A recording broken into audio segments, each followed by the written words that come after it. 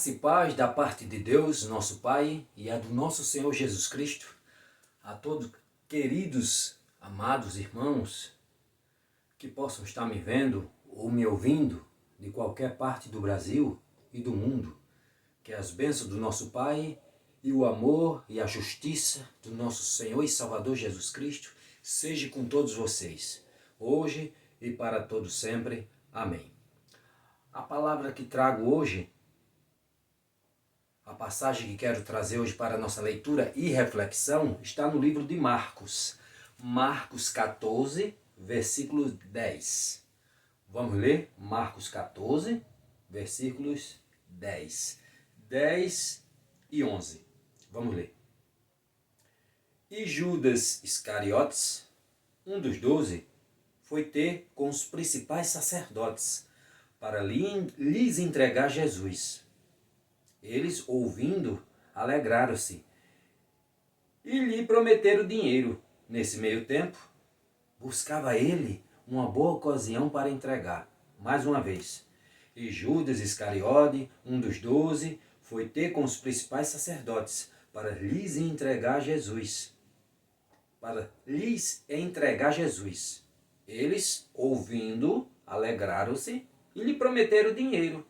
Nesse meio tempo, buscava ele uma boa ocasião para o entregar.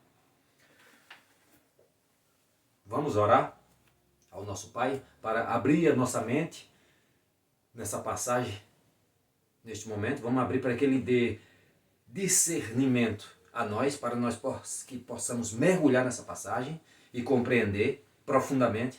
Vamos orar? Eterno Pai, Senhor da glória, Rei dos reis, ó eterno Deus, se faz presente, Senhor, neste momento, abrindo nossos corações, nossos entendimentos, para compreender a Tua palavra, Rei dos reis. Me faço, nesse momento, instrumento em Tuas mãos. Faz de mim uma espada afiada de 2 gumes, Senhor, flamejante em Tuas mãos. Faz de mim, faça comigo, como Tu fizeste, Senhor, com Teu servo Isaías, pegando uma brasa do Teu altar e passando em seus lábios, mas não só em meus lábios, como em todo o meu corpo, para purificar meu corpo dos meus pecados, e para que eu possa estar diante de Ti, ou falar de Ti limpamente, puramente, porque me atrevo a estar aqui falando de Ti, não mereço tamanha honra, mas pela Tua grande misericórdia, Tuas grandes misericórdias, me coloco neste momento aqui, como servo Teu.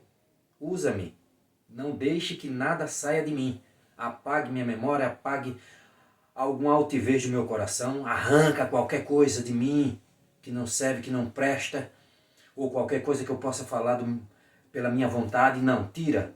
E usa-me para pregar puramente, exclusivamente Teu Evangelho, a Tua verdade. Em nome de Jesus, Senhor, se faça presente, não só aqui, como presente de lado, nos lares de todos aqueles que estão me vendo e me ouvindo, para que possa compreender e entender a seriedade da Tua palavra. Em nome de Jesus, amém. Pois bem, Judas Iscariotes. Iscariotes, existem 2 correntes hoje em dia. 2 correntes em relação a esse termo, Judas Iscariotes. Esse Iscariotes aí. Existem 2 correntes. Eu vou falar primeiramente da corrente menor, que é a corrente que fala que esse termo pode ser pejorativo. Que esse Iscariotes pode ser pejorativo em relação a Judas, pelo ato ao qual ele promoveu a Cristo, a traição. Mas é uma corrente pequena e que não se tem muita base, não tem base cristã sobre isso. Certo? Certo. Não se tem muita base cristã disso aí. A maior parte, a maior vertente, a maior corrida, a maior linha, como assim eu posso dizer o termo exato, a maior corrente de defesa, que é a qual eu creio e a qual tem base bíblica, é que esse Iscariote, na verdade o termo é Queriote, é um local. Você pode ver em Josué 15, 25, era uma das tribos que receberam herança ao extremo sul de Judá. Era um local. Também é relatado esse Queriote no livro de Jeremias como também um local, mas aí já ficava na região ali, uma região nas terras dos Moabitas. Mas sempre, não como algo pejorativo, mas sempre como uma região. Como era essa de Josué 15:25. Pois bem, aí trazendo-se a tradução desse nome, o termo mesmo, o nome original de Judas, que já é uma transliteração, uma adaptação de nações para nações, de regra de pronunciação ao longo dos anos, que chegou até nós como Judá, o nome dele no original era Yehudá. Yehudá Queriote. Era o nome dele original, Yehudá. Como vários outros da Bíblia, como muitos já sabem, Jesus é Yeshua, Pedro, Kefa, João, Yohanan, Jeremias, Yarmial, Isaías, Yeshaial, Moisés, Moshe e vários outros. Aí transliterou-se regra de pronunciação de uma língua para com outra até chegar a nós com esses termos. Pois bem, então os nomes, o significado do seu nome, esse Judas, Yehudá Queriote, Judas Queriote, significava, ou significa, ou traz a impressão de quê? O homem de Queriote. Isso aí. Então esse termo dele, esse nome, quer dizer isso. Em grande parte, biblicamente falando, possivelmente, o homem de Queriote. Mas, pois bem, vamos adentrar mesmo agora no assunto em questão. Quem foi Judas? Judas foi uma das figuras mais icônicas do Novo Testamento em matéria de traição. Até quem não conhece nada de Bíblia, quem não anda em igreja, conhece a sua história. Conhecido mundialmente como aquele a qual entregou Jesus para a morte. O vendeu o nosso Senhor por 30 moedas de prata. Judas foi um dos 12 apóstolos de Cristo. Judas foi comissionado pelo próprio Jesus como um de seus apóstolos. Judas ouvia as ministrações de Cristo. Judas presenciou milagres diversos de Jesus, até de ressurreição. Trouxe à vida de novo Lázaro. E milagres de diversos tipos ele presenciou. Como os demais, passou 3 anos com Jesus. Judas tinha um cargo de honra junto aos apóstolos. Era tesoureiro. Tudo isso ele passou. Ouvia as ministrações diárias, as palavras de sabedoria e os ensinos de Jesus, os 3 anos. Viu os milagres, tomou a Santa Ceia com o nosso Senhor. Como eu disse, tinha um cargo junto a Cristo, junto aos apóstolos, tesoureiro, mas nunca se submeteu ao poderio de Cristo. Como alguns, Judas esperava que Jesus viesse estabelecer seu reino no meio dos romanos, na terra, ali, pela força, pelo poder, e não compreendeu a verdadeira mensagem de Jesus, a qual ele trouxe de uma forma completamente diferente de muitos. Muitos achavam que era pela força, destruição total de Roma, pela força. Não que o reino de Deus viesse de uma outra maneira. Ele não pensou, ele não compreendeu a verdadeira mensagem de Jesus. Ele nunca se submeteu ao poderio de Cristo. Como muitos hoje ainda não compreendem. Ainda não compreendeu a verdadeira mensagem de Jesus. Voltando e tornando a dizer novamente, Judas ouvia as ministrações de Cristo. Judas viu os milagres diversos de Cristo. Judas tomou a Santa Ceia com Jesus. Judas tinha um cargo de honra, tesoureiro, junto a Jesus, mas nunca se submeteu ao seu poderio. Jesus para ele era apenas um comércio. Jesus para ele era apenas uma fonte de lucro, uma fonte de renda a quem ele ganhava dinheiro em cima, tanto que era tesoureiro, roubava. Você vê em João 12 uma cena muito interessante. Você vê em Marcos, é relatado também esse caso, a qual chega uma adoradora de Jesus e unge com um bálsamo caríssimo, um alabastro, um frasco contendo nardo puro, Porque muitos confundem. Hoje tem pessoas que confundem. Qual é o perfume ao qual usou? Qual era o bálsamo ao qual usou? É alabastro. Não, alabastro era o recipiente ao qual se continha um nardo puro. Um perfume, um óleo de grande carestia. Era um óleo que era extraído das raízes de uma planta que se achava originalmente nas montanhas do Himalaia, na Índia. Era importada, caríssima para aqueles tempos. Se eu fosse trazer para o nosso contexto atualmente, para que vocês possam ter ideia, custava quase uma média assim, se aproximando de 11 meses, quase 11 meses para ser mais exato, quase 11 meses de salário nosso. Porque você vê nos relatos que custava 300 denários. Era um soldado romano, a diária de um soldado romano, um dia de trabalho custava um denário. Um denário custava. Então, 300 denários, se você for contar os 30 dias, cada mês, em média 30 dias, se você for somar, dá aproximadamente quase 11 meses de salário. Aí, trazendo para o nosso contexto, quase 11 meses de salário mínimo. Então, era de grande valor. Quem é que tinha esse vaso? Quem é que tinha esse óleo, esse bálsamo? Ele era usado para ungir grandes autoridades, reis, faraós, a ver em sua morte, para dar o banho no cadáver, perfumar. Aí usava-se grandes autoridades ou pessoas que tinham posses, dava às suas filhas, tinha esse óleo, para que esse óleo pudesse ser usado na noite de núpcia também, quando ia a lua de mel, a noiva, quem podia, porque era caro, quem podia. Quem tinha esse óleo, aí quebrava o vaso, e depois que quebrasse, acabou, tinha que usar ele todo, usava ele, ó, ali na cama, no quarto, e o arejava e perfumava todo. Ou seja, era um óleo de grande valor.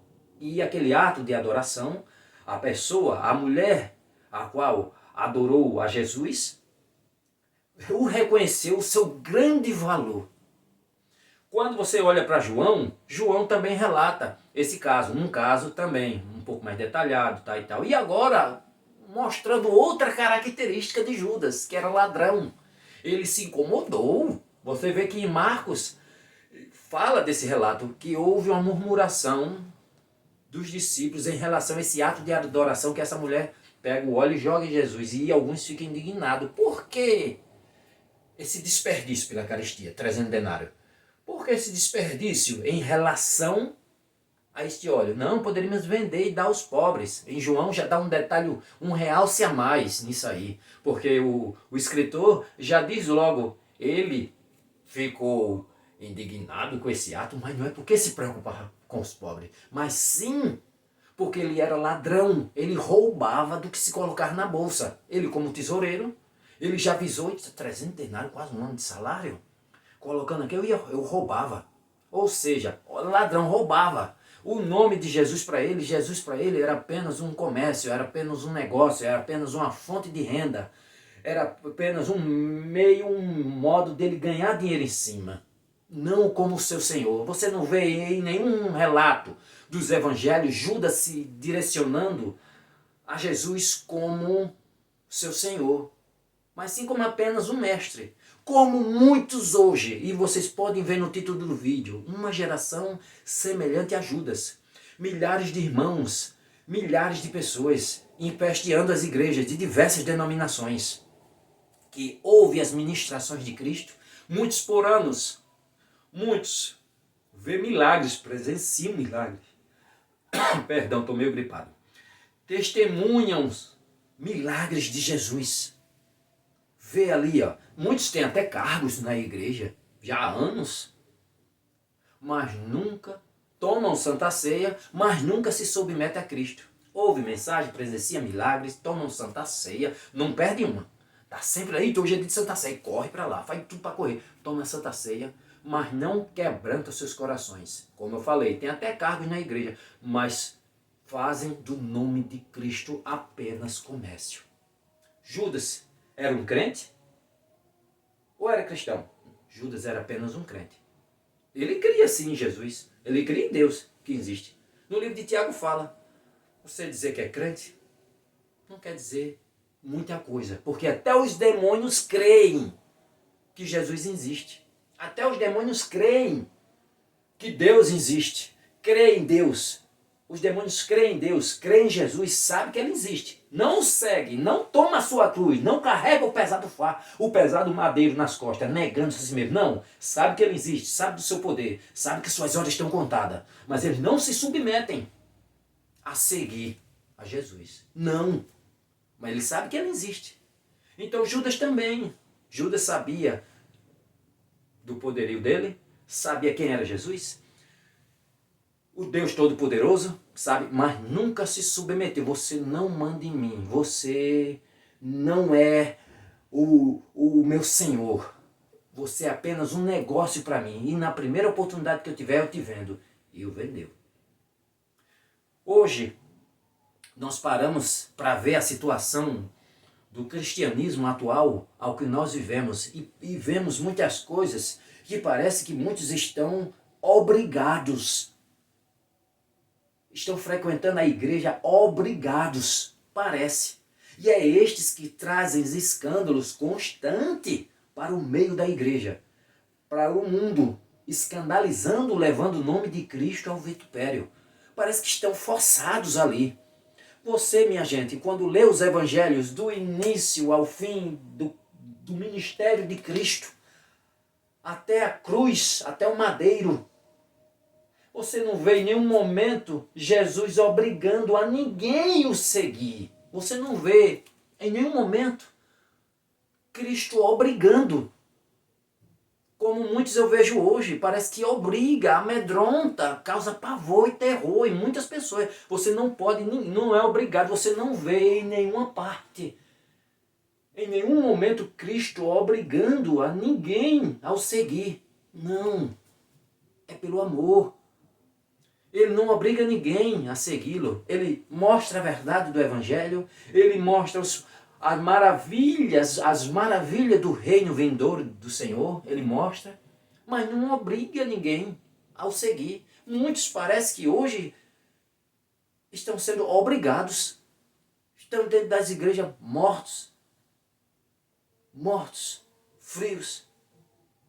E o Senhor, como em uma das cartas de Apocalipse, está a ponto de vomitar muitos de sua boca, pois não são quentes, nem frios nem quentes, são mornos. Não tem reação, não esboça reação. Muitos, como Judas, Jesus para muitos hoje não passa de comércio, não passa de uma fonte de renda, um prazer momentâneo, como uma tragada de cigarro, para quem fuma, um copo de uísque, um gênio da lâmpada dos filmes de Aladim, que eu só recorro a ele na hora da agonia. Milhares de igrejas apelativas usam até em placas em suas igrejas, bem na frente das suas igrejas. Pare de sofrer. Eu já vi, ninguém me disse, não vi na internet. Eu vi, aqui na minha cidade, eu vi. Parei e fiquei olhando. Pare de sofrer. Tá com problema na sua vida financeira? Vem até aqui. Casamento desfeito? Vem até aqui. De doença, alguma coisa, vem até aqui. Olha só. E muitos vão não em busca da transformação genuína em seus corações. Vão só em busca disso. Que Jesus vou atrás da cura, vou atrás daquela libertação, da resolução daquele problema. Depois que eu alcanço, que eu consigo, acabou-se. Muitos sim se convertem de fato. Alguns, poucos. Mas muitos não, vão atrás só de libertações de seus problemas. Alcançando ou não, pegam um beco, no linguajar popular. E não se submetem a Jesus. Triste. Mas o que é ser? O que Jesus busca de cada um de nós? O que o Senhor busca de cada um de nós? Ele busca que você se torne de fato um discípulo, um servo, um Cristo. Um cristão. Você olha nas iniciais das cartas paulinas, você tem uma palavra no original grego, e a qual pode ser traduzida de duas formas. O vocábulo doulos, que pode ser traduzido como escravo ou servo. E você vê nas iniciais das cartas paulinas, eles sempre se apresentando como servo. Um servo de Cristo. Também pode ser traduzido como escravo, a palavra doulos. Ou seja, não mais vivo eu, mas Cristo vive em mim. É isso que ele busca. Jesus nunca obrigou ninguém, volto a dizer, nunca obrigou ninguém ao seguir. Não. Ele apresentou as boas novas do reino, mostrou, pregou, deixou para nós, mas se na própria hora que nós dissemos, Senhor, eu quero te seguir, eu quero ser teu, então é por completo. É por completo. Então o que é que ele diz? Tome a sua cruz e me siga. Ao acordar pela manhã, pegue a sua cruz, o seu pesado lenho na cabeceira da cama, bote nas suas costas e carregue todo o dia. Negando-se a si mesmo, aos seus desejos, às suas manias, aos seus pecados, renunciando ao seu eu. Um escravo, um servo de Cristo, um morto vivo andante. O meu espírito agora se esvaiu de mim e eu o massacro para que essa carne pecadora, para que agora o Espírito do Senhor possa viver em mim e me direcionar. Eu não mais tenho vontade própria, eu não mais vivo. Quem vive aqui agora é Jesus em mim. Eu sou seu servo. Então, o servo não tem vontade própria, mas sim a do seu Senhor. É isso que Judas nunca compreendeu.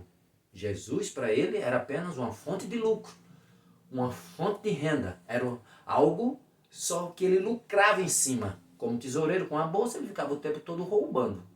Aí muitas vezes dizem, tesoureiro?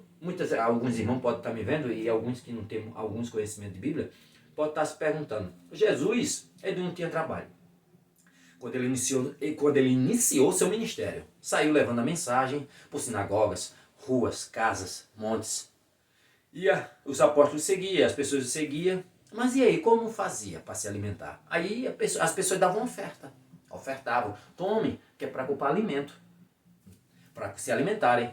E aí Judas, como era o mais letrado entre eles, ele foi escolhido, incumbido dessa função de tesoureiro, de ficar com a bolsa das ofertas e ir ali fazer a administração. Mas ele roubava.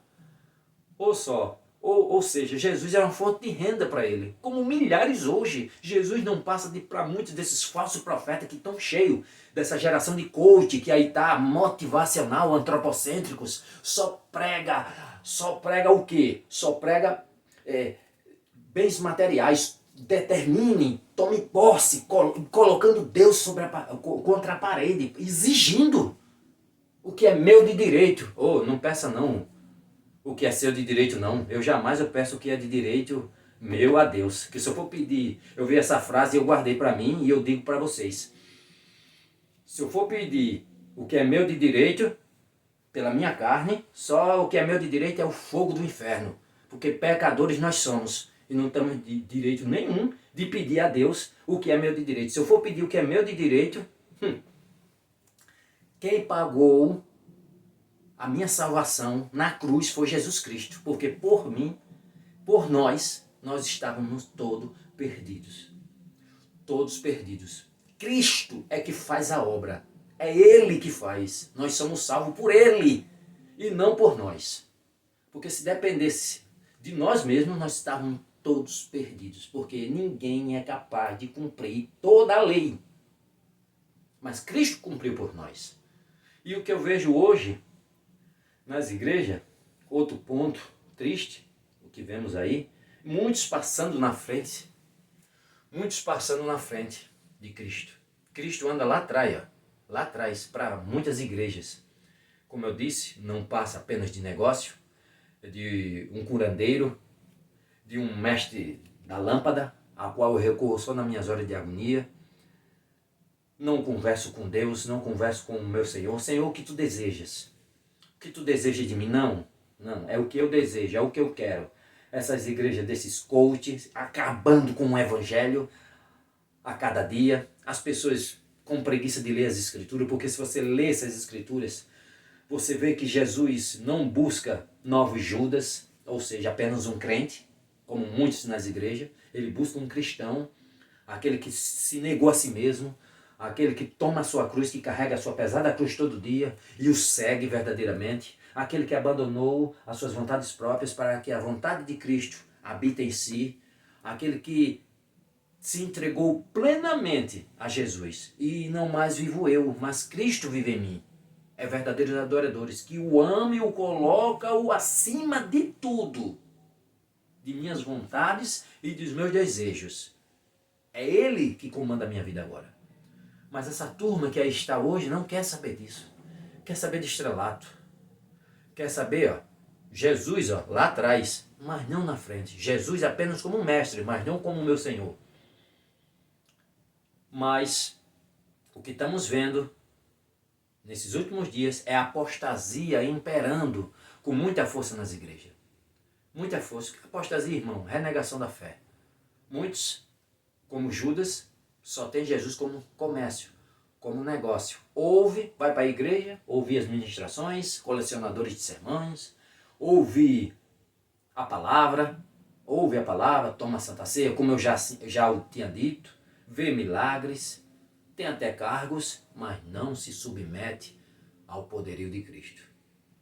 Não entregam as suas vidas verdadeiras, não são transformados verdadeiramente a Cristo. Tem membros de igrejas, há anos dentro das igrejas, mas não sabe o que é uma conversão genuína.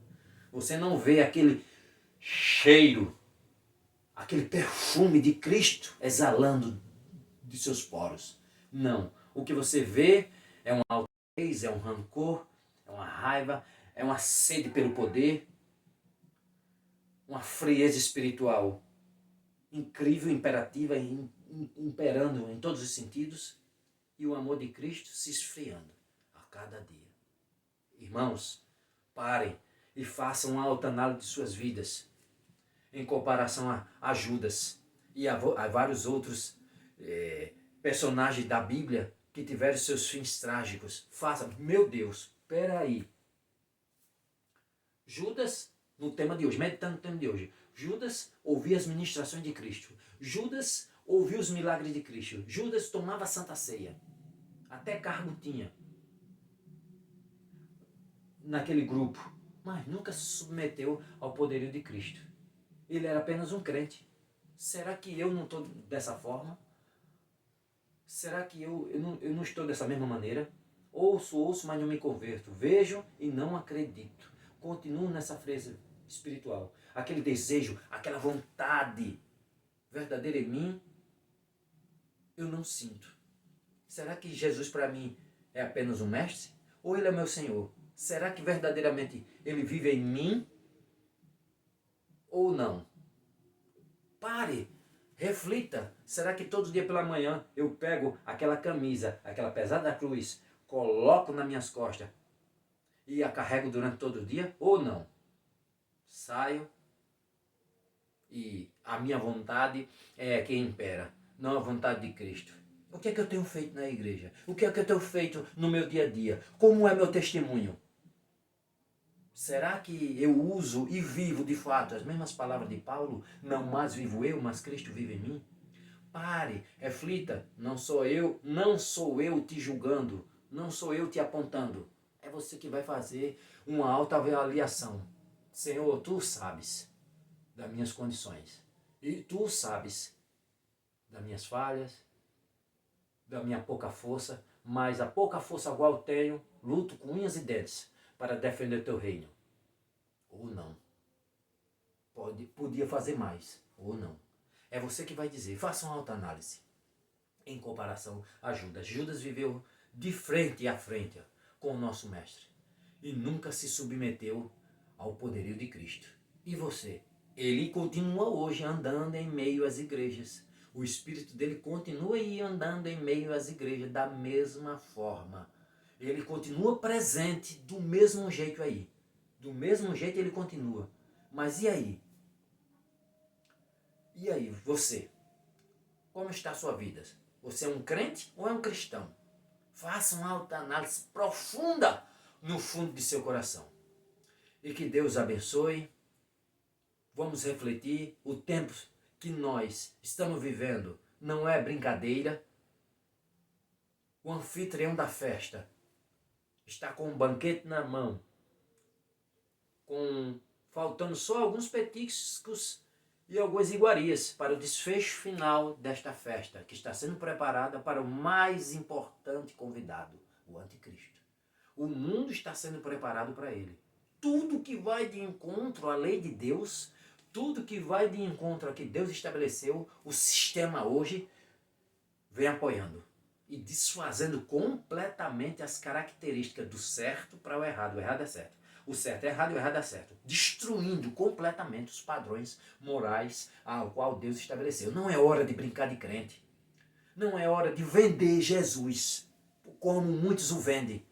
Não é hora de fazer de Jesus apenas um comércio, como muitos o fazem. Não termine como Judas, cheio de remorsos e enforcados pelos seus próprios pecados, quando olhar para o céu e ver ele vindo nas nuvens. E agora, meu Deus? Tanto tempo na igreja, mas de olhos fechados e de ouvidos tapados. Abra os olhos, converta os vossos corações. O tempo está se fechando. Abram, se arrependam, pois o tempo está próximo. Façam a autoanálise de vossas vidas. Não é mais tempo para brincadeira. Não é tempo mais para brincadeira. Abram os seus olhos. Abram os seus corações. Clame a Deus. A paz do Senhor seja com todos vocês. Até a próxima.